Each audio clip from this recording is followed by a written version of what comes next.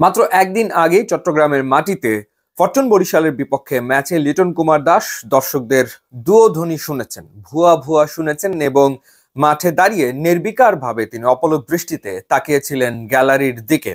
ঠিক তার আগের ম্যাচেই তিনি একটা মহাকাব্যিক ইনিংস খেলেছেন, শতক হাঁকিয়েছেন। ঠিক তার পরের ম্যাচেই দর্শকদের দুয়োধ্বনি তাকে শুনতে হয়েছে, ভুয়া ভুয়া তাকে শুনতে হয়েছে।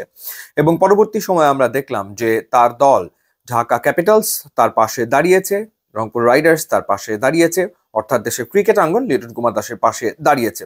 এই ঘটনা লিটনের ক্ষেত্রে এবারই আসলে প্রথম না, এর আগেও এরকম ঘটনার শিকার তিনি আসলে হয়েছেন।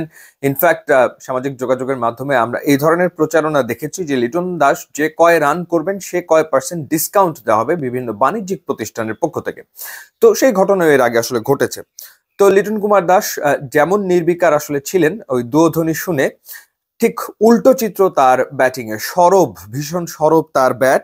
70 রানের একটা ইনিংস তিনি খেলেছেন এবং খেলেছেন সিলেট স্ট্রাইকার্স এর বিপক্ষে। 48 বলে 70 রান, যেখানে 4টা 4 এবং 4টা ছক্কা তিনি মেরেছেন। 145.83 স্ট্রাইক রেটে ব্যাট করেছেন। দলের পক্ষে সর্বোচ্চ রান এসছে তার ব্যাট থেকেই এবং তিনি আসলে যে ফর্মে রয়েছেন সেটার প্রমাণ আসলে পাওয়া যায়। কারণ আমরা যদি তার সবশেষ ইনিংস গুলো দেখি, যেখানে একটা সেঞ্চুরির পাশাপাশি দুটো ইনিংস রয়েছে 70-এর, 73 রানের একটা ইনিংস তিনি খেলেছেন এই সিলেট স্ট্রাইকার্স এর বিপক্ষে। এবার তিনি খেলেন 70 রানের ইনিংস। রাজশাহীর বিপক্ষে 125 রানের ইনিংস খেলে তিনি অপরাজিত ছিলেন এবং বরিশালের বিপক্ষে 13 রান এসছে তার ব্যাট থেকে। খুবই অফ ফর্মে থেকে বিপিএল শুরু করেছিলেন, খুবই অফ ফর্মে থেকে, ব্যাটে রান নেই এবং চ্যাম্পিয়ন্স ট্রফির স্কোয়াডে তিনি জায়গা হারালেন, জায়গা ধরে রাখতে পারলেন না। তো এখন আসলে আক্ষেপ বাড়ছে লিটনকে নিয়ে। মানে যেই ফর্মের লিটনকে আমরা দেখতে পাচ্ছি, সেই ফর্মের লিটন যদি ন্যাশনাল টিমে খেলতো তাহলে আসলে কি হতো সেটা আসলে সবাই ভাবছে। বা জাতীয় দলের হয়ে তিনি এর আগে বিভিন্ন সময় যে ইনিংস গুলো খেলেছেন সেই ইনিংস গুলোর কথা মনে পড়াটা খুব স্বাভাবিক ব্যাপার। এবং তিনি এই মুহূর্তে 323 রান করেছেন 8 ম্যাচে, 8 ইনিংসে এবারের বিপিএল এ, 2টা 50 এবং একটা সেঞ্চুরিতে। এবং তার স্ট্রাইক রেটটা হচ্ছে 153.08। এবং রান তোলাদের যে তালিকা, সেই তালিকাতে তিনি প্রথম 5-এই অবস্থান করছেন।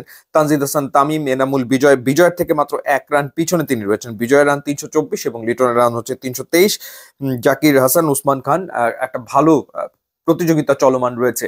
তো সেই ক্ষেত্রে আসলে লিটন যদি এরকম আরো 2-4টে ইনিংস খেলে ফেলে, আরো 2টো ইনিংস যদি এরকম খেলে ফেলে, ভক্তদের আক্ষেপ আসলে আরো বাড়বে। চ্যাম্পিয়ন্স ট্রফি যত সামনে এগিয়ে আসবে এবং লিটনের ব্যাট যদি এভাবে হাসতেই থাকে, লিটন যদি এভাবে রান করতেই থাকে, তাহলে আসলে ভক্তদের আফসোস করা ছাড়া তো আর কিছু করার থাকবে বলে তো মনে হচ্ছে না। কারণ লিটন যখন ছন্দে থাকে, রিদমে থাকে, এই ধরনের ইনিংস খেলে ব্যাটিংটা দেখতে ভীষণ রকম ভালো লাগে এবং সবাই আসলে সেটা দেখতে চায়। তো এরকম আরো 2টো ইনিংস খেলে প্রশ্নটা আরো জোরালো হয়ে সামনে আসতে পারে যে লিটন কুমার দাসকে কেন চ্যাম্পিয়ন্স ট্রফি স্কোয়াডে রাখা হচ্ছে না।